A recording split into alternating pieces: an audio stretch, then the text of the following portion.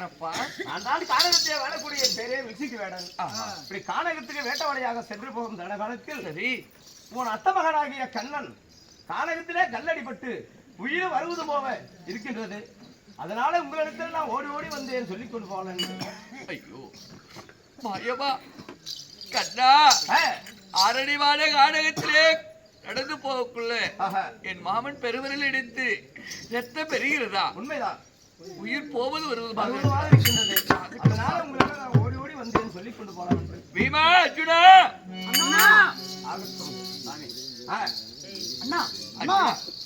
பீமா, இதோ மாமனாகப்பட்டவர் வந்துவிட்டு வைகுந்த போகிறேன்னு சொல்றார் இல்லையா?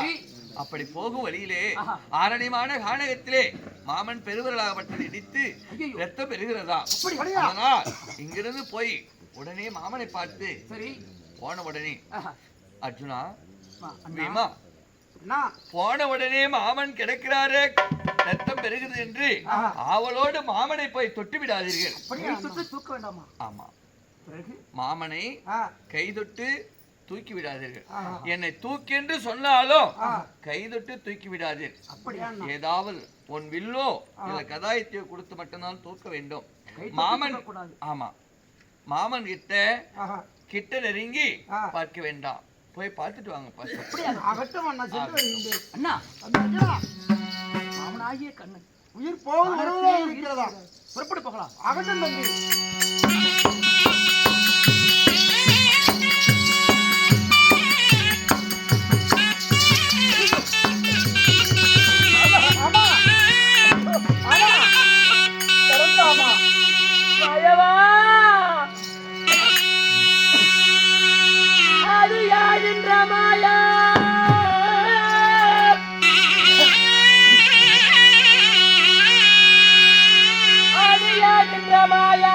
ஐவரை காத்த மாமா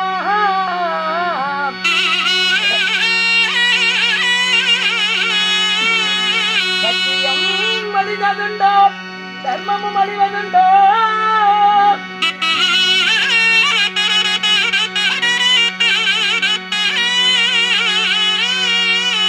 அர்ஜுனா என்று சொல்லி அருகிலே நின்ற மாமா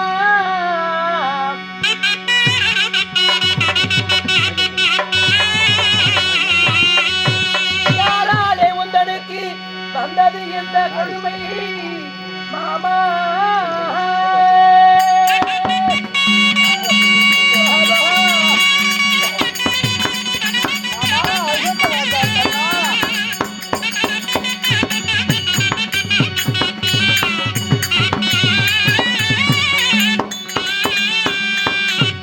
மாமா என ஊட்டி வளர்த்த மாமா.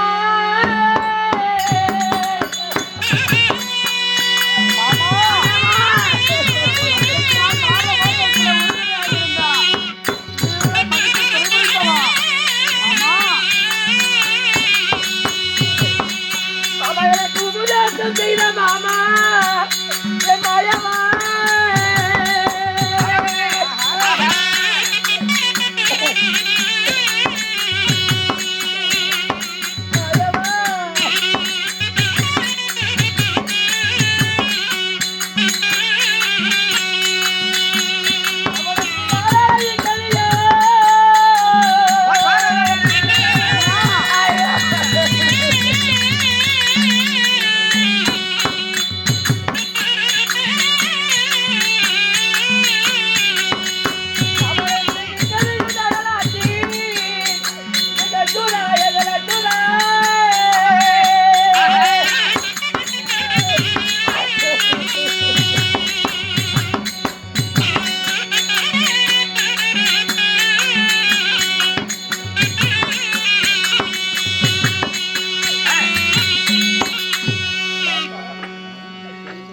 அடிக்கின்ற காற்றை விடைக்கிடையிலும் பெரிகள் மலைகளும் எங்களை இடைவிடாமல் காத்த மாயவா, உங்களுக்கு யாரால இக்கடி வந்தது? எனக்கு என்ன மாமா நேர்ந்தது? உங்களுக்கு என்ன விதி நேர்ந்தது சுவாமி? மாமா மாயவா, அர்ஜுனா, மாமா, பீமா, மாமா, என்னை பார்த்தீராப்பா? என் நிலைமையை பார்த்தீரா? மாமா, 17 முறை சராசத்தரன் அடித்து முதுகு காட்டி ஓடி வந்து விட்டேன் என்று உரைத்தாய் அல்லவா? அந்த சராசத்தை கிழித்து போட்டால் மீண்டும் மீண்டும் எடுத்து வருவான். ஆஹா. அவனுக்கு ஞான சைக்கியால் பிள்ளை கிழித்து போட்டை மார்கால் மார்கையை திருப்பி போடுற பீமா என்று சைக்கி காட்டி அவனை வதம் செய்த துணை புரிந்தவா 18 நாள் பாரத மரணத்துல ஒரு கையை எடுத்து மறு கையால் சென்று அடித்தா துரியமால இருந்து எதிர்த்து வரும். அப்படிப்பட்ட துரியனம் அடிக்கு துணை புரிந்தவா மாமா. யாரால என்ன நடந்தது மாமா? ரத்தம் பெருகுகிறது, கண்கள்லாம் சோர்ந்தோடு இருக்கிறாய தம்பி அர்ஜுனா. 18 நாள் பாரத மரணத்துல மண்ணாது மண்ணாலும் அடிக்க துணை புரிந்த மாமனா எடுத்து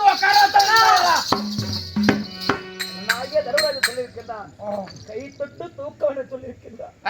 எத்தனையோ வரம் இருக்கும். தாய் தந்தை மடித்த பிறகு தாய்க்கு தாயாகவும் தந்தைக்கு தந்தையாக அண்ணன் சொல்லி வார்த்தை ஒருபோதும் மறந்ததில்லை. வேண்டாம் என்று உரைக்கின்றாயா அண்ணா? மாமனை பார்த்தால் என் அங்கமே வெடிப்பது மாதிரி இருக்கிறவரா தம்பி? நான் எத்தனை பெண் மீது ஆசை பெற்றாலும் காட்டி கொடுத்த பெண்ணை எல்லாம் எனக்கு சேர்த்து வைத்த மாமன், எத்தனையோ துயரத்தெல்லாம் மீட்ட மாமன் இப்படி கிடைக்கின்றாரே ஆளாமரம் போலே. இவரை கை தொட்டு தூக்குகிறேன். அண்ணன் சொல்லி வார்த்தைக்கு 1000 அர்த்தம் இருக்கும். அண்ணன் கை தீண்டி தூக்க வேண்டாம், அருகில் போய் பார்த்து விட்டு வாங்கணும் என்று தான் உரைத்திருக்கின்றா. அருகில் போக வேண்டாம் அப்பா. அர்ஜுனா, நான் செய்த நன்றியெல்லாம் நினைத்து பார்த்தியா? ஆமா, எங்க அண்ணன் வார்த்தை உரைத்தது. இந்த மாமனாகி கண்ணனை என்னை தொட்டு கூட நீங்க தூக்க இயலவில்லை அப்பா. அப்பேற்பட்ட கொடூர பாவியா? முன்னார்கள் சொன்ன வார்த்தை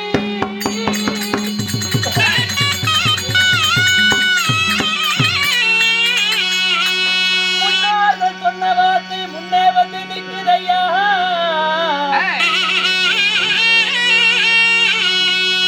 உன்னை காப்பாற்ற முடியாமல் கலங்கினால் என்ன செய்வேன்?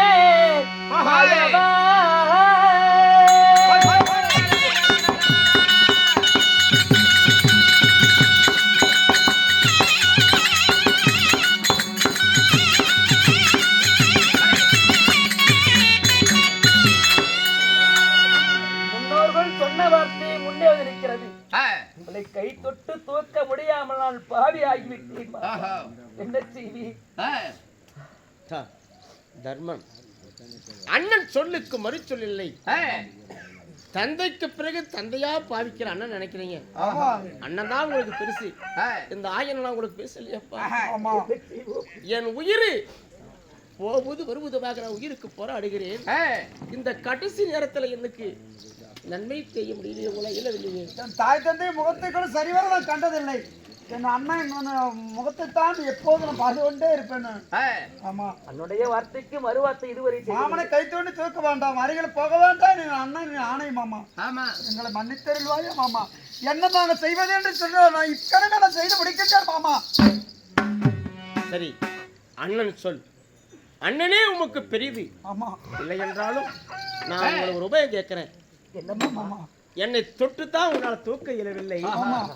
நீ வைத்திருக்கும் இந்த கதாயுதம், நீ வைத்திருக்க காடிவம் உண்மைதான். இரண்டையும் இரு கரங்களால கொடுங்க. நான் எழுந்து உட்கார்ந்து உங்களுக்கு 2 வார்த்தை பேச. அண்ணன் உரைத்தது எப்படி? கை தொட்டு தூக்க வேண்டாம் தான் உரைத்திருக்கிறான். உன் காட்டி வித்த கொடு. என் கதையை கொடுத்த மாமா எப்படி எடுத்து உட்கார வச்சிடலாம்டா மாமா. எங்களால் பிடித்த உதவி மாமா.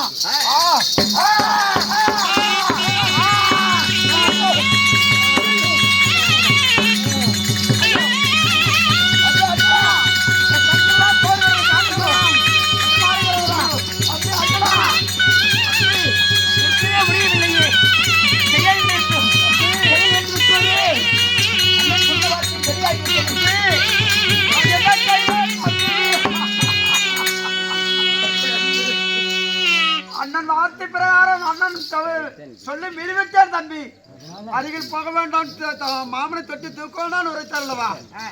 என் கண்களெல்லாம் இருக்கிறது, என் கால்களெல்லாம் தளர்கிறது. சத்தியை இழந்து விட்டார் தம்பி. இந்த இருந்தால் இந்த ஆரணியமான காணவத்தில் நம்ம இங்கே படித்து விடுவது போல் என் மனது தோன்றுகிறது. பார்க்கலாம் தம்பி, சொல்ல வேண்டும். ஆமா, புறப்படுகள் பார்க்கலாம்.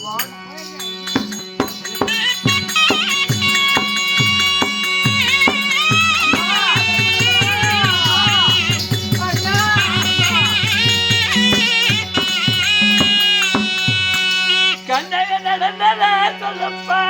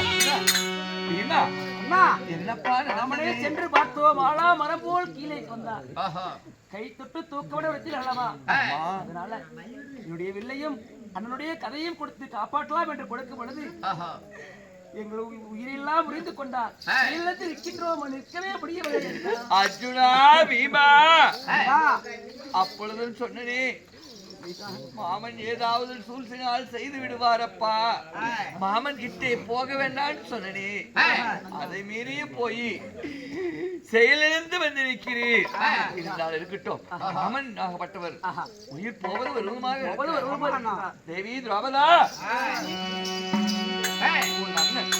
என் மாமன் பரந்தாமன் அரணிமான காடகத்திலே உயிருக்கு போராடி கொண்டிருக்கிறாரா போய் பார்க்கலாம் வாங்க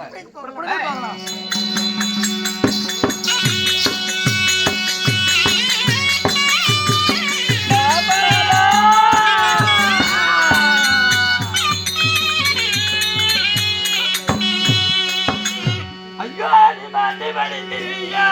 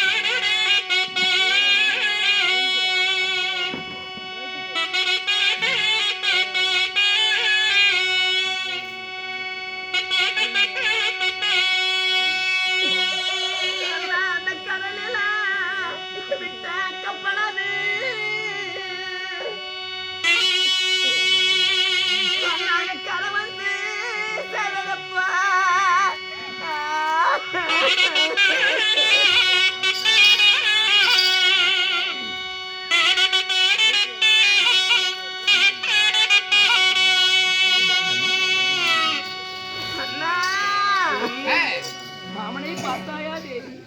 அர்ச்சுனா, ஆண்டாண்டு அழுதாலும் ஆண்டவருக்கு மேல் எது போவதில்லை. மாண்டவர் மாண்டதுதான்.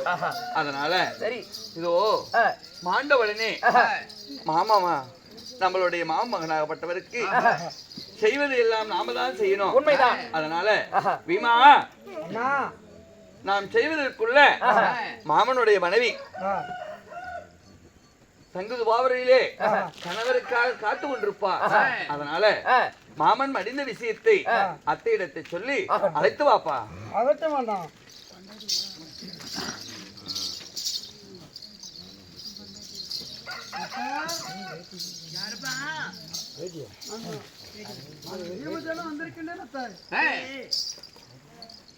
மாமனாக கண்ணன் வந்து மடிந்து விட்டார். அந்த செய்தி வருத்ததற்காக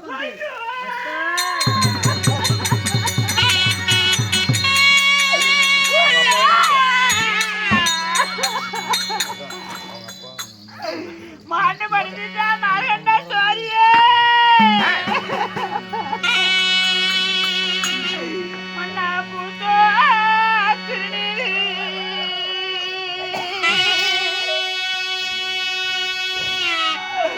என்ன மாலைத்த எங்களவா நீ பூத்த பண்ண பண்ணிரே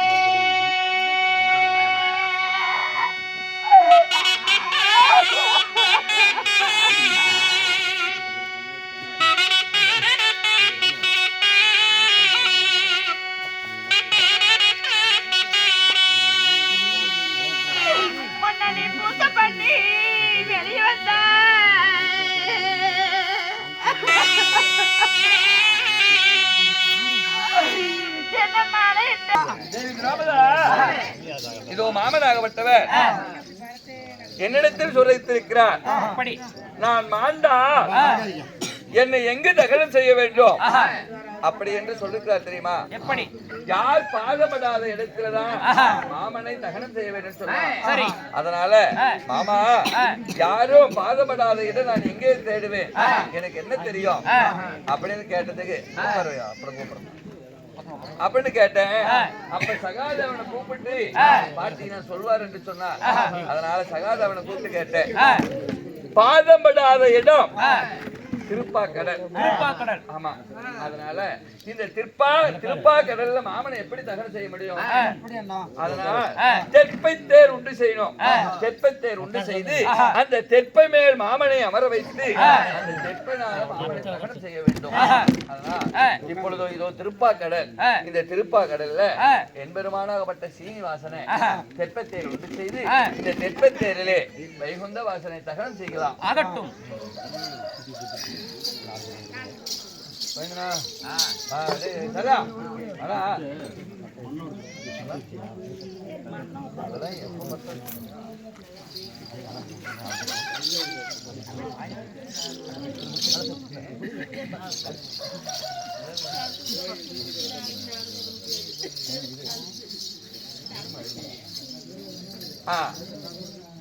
இப்பொழுது மாமனை தகனம் செய்து விட்டோம். மாமனை தகனம் செய்த பிறகு அத்தையாகப்பட்ட ராதா ருக்மணி இவர்களை நமது காவலாளியை விட்டு அவங்களை வைகுந்த பதவி சங்குதுவாவரைக்கு அனுப்பி வாப்பா அர்ஜுனா. காவலாளி விட்டு அத்தையை சங்குதுவாவரைக்கு பதனமாக அனுப்பி அப்படி ஆகட்டும். போகட்டும் ஆகட்டும். வருகிறோம். புறப்பட்டு போகலாம்.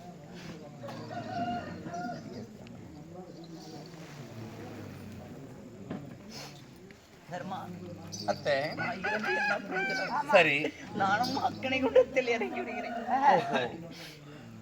ஆயனே இல்லாத உலகத்தில் நான் மட்டும் அகிலத்தில் இருந்து வாழ்வதை விட எந்த தகனம் செய்து என் பெருமானாகப்பட்ட என் இறைவனை அக்கினியில தீ வைத்தியோ அதே அக்கினியில் நானும் இறந்து போகிறேன். தர்மா அப்படி என்று சொல்கிறாயா? ஆஹா, ஆகட்டும். நீ முன்னே செல், நாங்களும் பின்னோக்கி வருகிறோம். அத்தை தர்மா, பீமா, அர்ஜுனா, இப்பொழுது மாமனை தகனம் செய்து விட்டோம். நம்ம அரண்மனைக்கு புறப்படலாம்.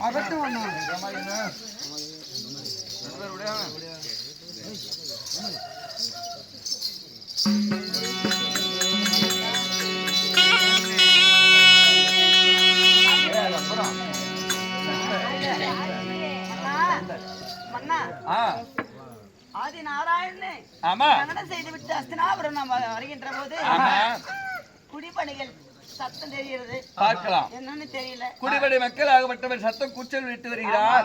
நான் அவரை பார்த்து வருகிறேன். அரண்மனையில் சற்று நேரம் இருக்குமா? ஆகட்டும்.